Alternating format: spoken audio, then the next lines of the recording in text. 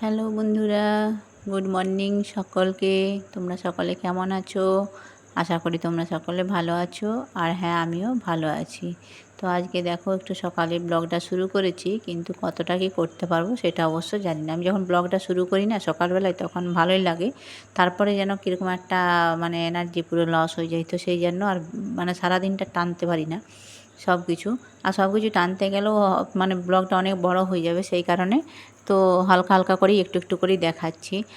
আর তোমরা দূরে কাছে দেশ বিদেশ যে যেখান থেকে তোমরা দেখছো, তোমাদের সকলকে আমার অন্তর থেকে শুভেচ্ছা ও ভালোবাসা জানাই এবং অনেক অনেক ধন্যবাদ জানাই। তো দেখতে পাচ্ছ সকালবেলায় আমার যেটা ডিউটি, একদম বাসি বিছানা থেকে শুরু করেছি। আর বাসি বিছানাটা দেখতে পাচ্ছ আমি গুছিয়ে নিয়েছি অলরেডি। গুছিয়ে প্রত্যেক দিনের তো এটা ডিউটি, এটা আর দেখাবার কিছু নেই। তো ওই যে গুছানো হয়ে গেছে। আর হ্যাঁ বন্ধুরা, তোমাদেরকে আমার যারা নতুন এসছো, তোমাদের কাছে আমার একটা কথা আছে, সেটা আমি একটু তোমাদের সাথে বলতে চাই। তো দেখো, এখন আমি যে বিছানা বাগিয়ে তারপরে তো ছেলে স্কুল আছে, তোমরা জানোই। আজকেও তার কিছু খাতা দেখাবে, তো সেই জন্য স্কুল তো যেতেই হবে। আর আজকে কিন্তু দেখো, ছেলের জন্য আমি টিফিনটা সম্পূর্ণ আলাদা বানিয়ে দিয়েছি। টিফিন বানিয়েছি কী বলো তো, চিড়ের পোলাও বানিয়েছি আজকে। কোনো রোল নয় আর কোনো চাউমিন নয়। আর চাউমিন আর রোল খেয়ে খেয়ে না কী বলবো, আমার ছেলে একদম সেই গুগলু মার খাওয়া হয়ে যাচ্ছে। আর সাথে সাথে আমিও কিন্তু গুগলু মার খাওয়া গেছি দিন দিন, যেন আমাদের কি বলবো, আর বলার কিছু নেই এটা। তো সেই জন্য ভাবলাম, কিন্তু টিফিন তো যাই হোক একটু দিতেই হবে, সেই জন্য বানিয়ে ফেলেছি আপাতত চিঁড়ের পোলাও বাদাম দিয়ে আর একটুখানি জিরে আর লঙ্কা দিয়ে, একটু মিষ্টি, হালকা মিষ্টি দিয়ে চিঁড়ের পোলাওটা বানিয়ে দিয়েছি।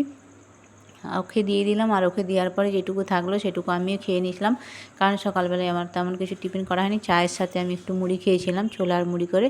তারপর সোজা চলে এলাম রান্নাঘরে। আর রান্না কিন্তু আমার হয়ে গেছে। দেখো, রান্না কিন্তু আজকে বিশেষ কিছু নেই, সাধারণ একদম সাদা মাটা রান্না করেছি আজকে।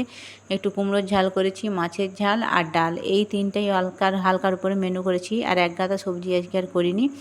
আর সবজি করিনি বলতে সত্যি কথা করাও হয়নি। যাই হোক, খাওয়া দাওয়ার পরে আমি আসছি একদম বিকেলবেলায়।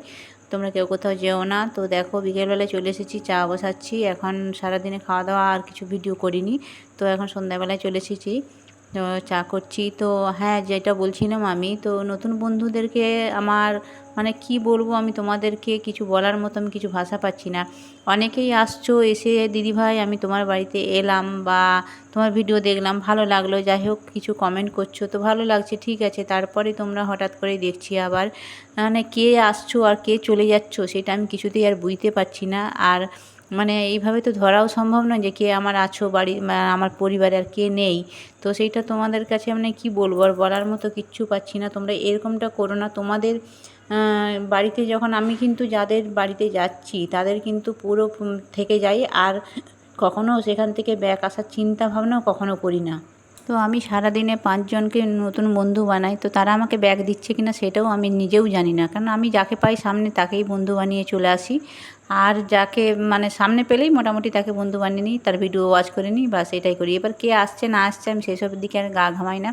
তো সেই হিসেবেও যদি আমার বাড়িতে কেউ এসে থাকতো, তাহলে কিন্তু আমার ফ্রেন্ড অনেকটাই বাড়তো। যাই হোক, কেউ আসে না। আর যে যার রুচি মতো কাজ করছে, তোমরা তোমাদের রুচির মতো কাজ করছো, আমি তোমাদের রুচি আমার রুচি দুটোর মধ্যে অবশ্যই আলাদা থাকবে। তোমরা মনে হচ্ছে যে এসে একবার একটা কমেন্ট করলাম একটা ভিডিওতে, দিয়ে আবার ব্যাক চলে গেলাম, তাতে কি আর তোমরা তোমাদের মতো কাজ করছো, বলার কিছু নেই। আর হ্যাঁ, যারা পুরনো বন্ধু পুরনো বোন দিদি যারাই আমার আছো, তাদেরকে তো আমার ধন্যবাদ বলার মতো কিছু নেই। সত্যি তোমরা আমার পাশে আছো বলেই যতটুকু আজকে এগিয়েছি সেইটুকুই। তো একদিন দেখো, কালকে শুধু খবর দেখেছিলাম, বেশিরভাগটা বেশি কারো ভিডিও তেমন একটা ইউজ করতে পারিনি, ব্যবহার দেখিনি। তো সেই জন্য আজকে আমার ভিডিওতে ভিউজ প্রচুর ভিউজ কমে গেছে। তো যাই হোক, কিছু করার নেই। আর দেখতে পাচ্ছ যে সন্ধ্যাবেলায় সেই কইগুলো আনা রয়েছিল, সেগুলো একটু ঝেড়ে নিচ্ছি। আর দেখো, অনেক ধান বেরিয়েছে, কিন্তু দেখতে পাচ্ছ কত ধান বেরিয়েছে, অনেক ধান বেরিয়েছে। তো এগুলো একটু পরিষ্কার করে নিচ্ছি, কারণ এগুলো পরিষ্কার না করে রাখলে ভাবছিলাম এগুলো একটু মুরগি করে নেবো গুড় দিয়ে। তো আজকে এখন হবে না, এটা কালকে তোমাদের দাদাভাইকে গুড় আনাবো, গুড় আনিয়ে তারপরে কালকে করব। তো এইটা কালকে দেখাবো, আজকে তো আর এখানে দেখানো যাবে না। তো তোমাদেরকে আর কিচ্ছু বলার নেই। তো ভিডিওটা দেখা শুরুতেই অবশ্যই লাইক করবে। আর দেখতে পাচ্ছ কত ধান বেরিয়েছে মুরগিগুলো থেকে। ভিডিওটা অনেকেই দেখো, কমেন্ট করো, আর অনেকে হয়তো শুধুই কমেন্ট করে চলে যাও, তোমরা এটা আমি জানি, কিন্তু সত্যি কথা বলতে শুধু যারা কমেন্ট করে চলে যাচ্ছ তারা লাইকটা অন্তত দিয়ে যাও, এইটুকু উপকার করো, লাইকটা করলে পরে ভালো লাগে।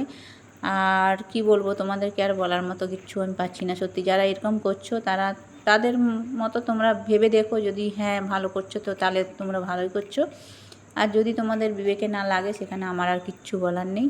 তো চলো, আমার এখানে কিন্তু খইগুলো বাছা হয়ে গেছে, আর দেখো খইয়ের মধ্যে কত বড় একটা কাঁকড় বেরিয়েছে সেটা তোমাদের দেখালাম। আর এই যে খই প্রচণ্ড মানে প্রচুর দেখো ধান বেরিয়েছে, মনে হচ্ছিল যেন ধানই নেই, পরিষ্কারই, কিন্তু অনেক ধান বেরিয়েছে। তো আমার এখন খইগুলো বাছা গেছে, এবার আমি রান্নাঘরে যাব রুটি করব। এই যে আটা বাড়ন্ত হয়ে গেছিলো, তো আটা নিয়ে আসা আছে, আটাটা এখন ঢেলে নেবো, কারণ আটা মাখবো। আর এই যে তাল আছে, তোমরা তো জানোই তালটা রয়েছে, তো এই তাল দিয়েই আজকে রুটিটা বানাবো, তালের রুটি।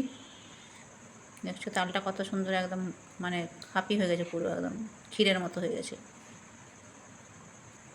আচ্ছা, এই ফুটানো তাল দিয়ে কেক হয় নাকি, তোমরা যদি কেউ জেনে থাকো তো আমাকে একটু জানাবে তো কমেন্ট করে। যদি ফুটানো তাল দিয়ে কেক হয় তাহলে আমি একটু কেক বানাবার চেষ্টা করব। আমি দেখেছি যে কাঁচা তাল দিয়ে হয়, কিন্তু ফুটানো তালটা দিয়ে হবে নাকি আমি ঠিক জানি না, সেই জন্যই একটু জানতে চাইছি। তোমরা যদি জেনে থাকো আমাকে অবশ্যই কিন্তু কমেন্টে জানিও। তো এই যে এখন আটা নিয়ে নিচ্ছি, আর এই যে তাল মারিয়ে দিচ্ছি, দিয়ে এটা মাখবো।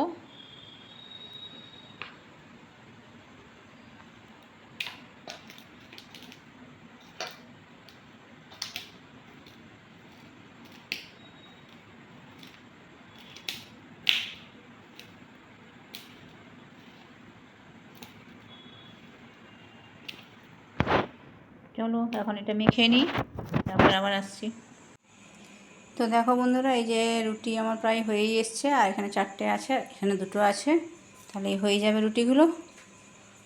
আর এই যে এখানে হয়ে গেছে, দেখতে পাচ্ছ। চলো আজকের ব্লগ আর বড় করছি না, অনেকটাই হয়ে গেছে হয়তো। যাই হোক, তোমরা সকলে ভালো থেকো, সুস্থ থেকো। কাল আবার একটা নতুন ব্লগের সাথে আমি আসছি পম্পা, তোমাদের সাথে দেখা হবে, আবার কথা হবে। চলো এখানে শেষ করছি, সবাইকে টাটা, গুড নাইট।